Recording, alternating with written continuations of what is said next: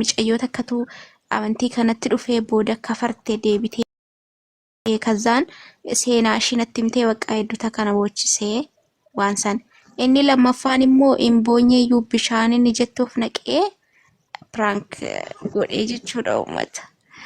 Kanaaf jechuudha amma lamaaniyyuu Iriyante kafarte jenna bishaan ofitti laxxaan taa'ichitii baate lakki no viidiyoo lammaffaa jedhee bar viidiyoo amma mucaan tokko walii gadi oofu tokko jedhee malee isa san immoo dhuguma na boochisee wallaahi.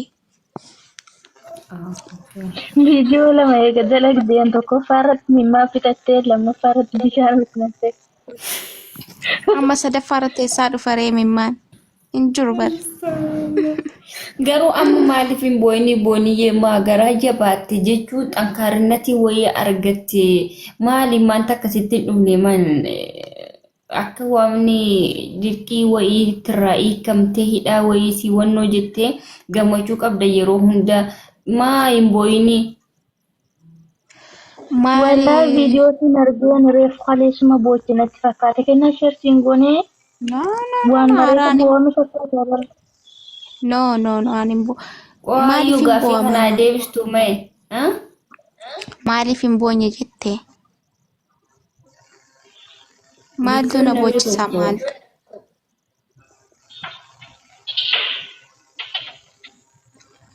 Waggaa tokko seenaa si dhiisi aniyyuu nan bee waggaa tokko keessatti seenaa baay'ee darbe ayyoo.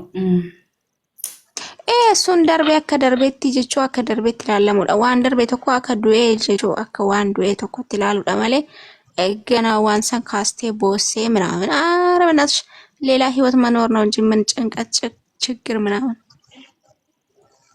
isa kaleechaa san garuu jabeechuu qabna booniyyee dubbisteeti keessan. Aminni.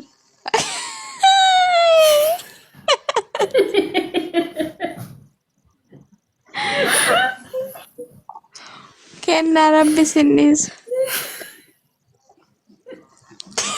Wallahi dubbiste moo dubbisne natti. Dubbise. Wallahi. yaa rabbati milkeesi የምር የምትወዲ ሰው ደግሞ እንጃለት ሄደ አብዲ ቀባ ኢንሻአላህ. Malo xiqqooshi bubbuli yaadoo xiqqooshi bubbuli guyyaa shanii jahan tokko bubbuli. Kana hunda kanatti fide kunoo kennaadha. Kennaadhuma gaafadha ani waa takka hin beeku. Ishiin bakkuma keessatti du'aayii gochaa kan ooltee akka ana jaarsa kan barbaadu jaarsa kan.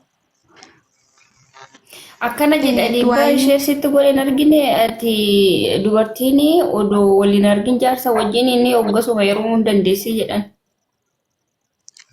Kanaaf anillee Said baadee santu jedhan. Ustaazni sun argee jira bar viidiyoo san indee qoy maal taani qoy uummanni sheekotiin guguddaanis darasaanis uummata hedduu sin daawwataa bara jalqabanii uummanni riiba dhaban gizeessin jedhu soba seeti.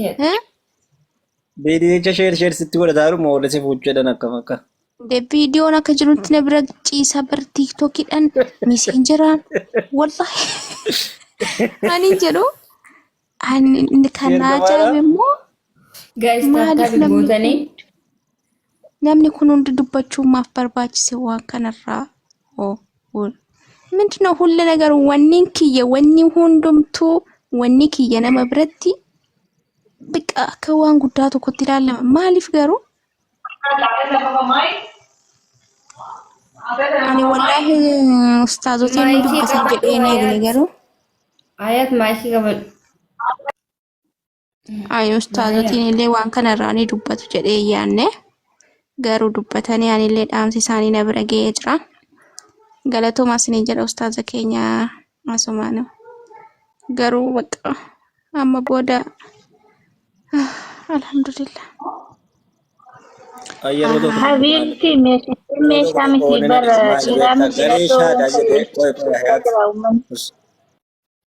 garee shaadaa jedhee ofirratti barreeffatee waan hin taane dubbata. Ish yaa nama kana deemaase Allah himaafu. Bari namumti uffatee arganiif uffatu malee shaadaan maalinni. Sanuu ummuu jedha ummuu sanuu haadha ilmooti haati ilmoon na waan hin taane yaa rabbii kiyya. Ilmoon ishee tana barana geessi wallahi. Maaliif akkana taatan qoy isin maal taatan? Mummuu jedhatan La ammallee minyootidha barri yaada malee nama qabidha deemiti michoo. Ana waree nama biloo kun godhinati namni wannoota naqaxxaa booda. Waan ati nagoote mo'ati booniyyee jedha abdiin kun bar gaazexeechaan sirratti hojjeta. Mee gaazexeessaa kana ol galchi mee Abdiin nuufaa. kun garuu miskiina wallaahi yeroo hunda miskiina wajjin dhaabbata yenee miskiin. Takka na bira dhaabbatee hin beeku abdiin. Abdiin dheengadda waan jedheen irratti dalage. Wallaahi. Nama miskiina bira dhaabbattee jirti ana sitti. Waan tana godheedha. Sikkiina natti ta'e baran. Inuma natti jijjiirrame namni natti hin jijjiirramne jira seeta. Ati sin galabbaxamteedha abdii. Ayi baruma uumaa miti.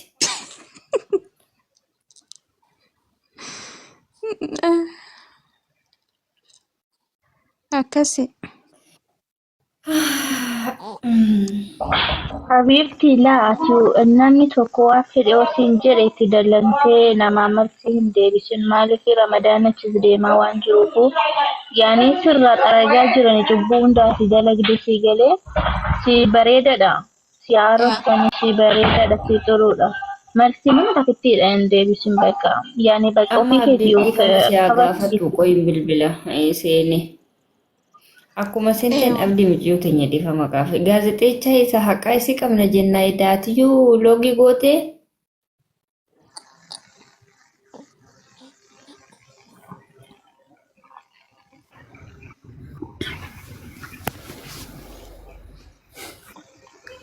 Gaazexeessaa naa dhufu abdiidha jedha maqaan isaa.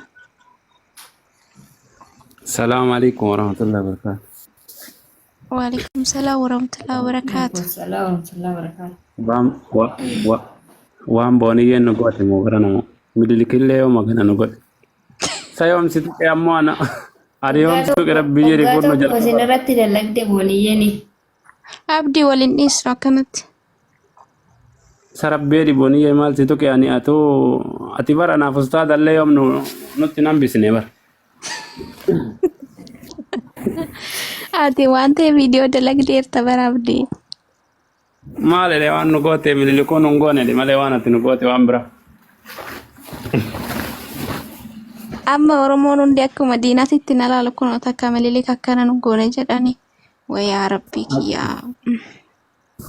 Bara jantaan kee bara naachisi didee bari ji'aaf deemaara bar jijjiiramuu didee maali? Wallaahi. Hin daddabne bara amma nu sila erga.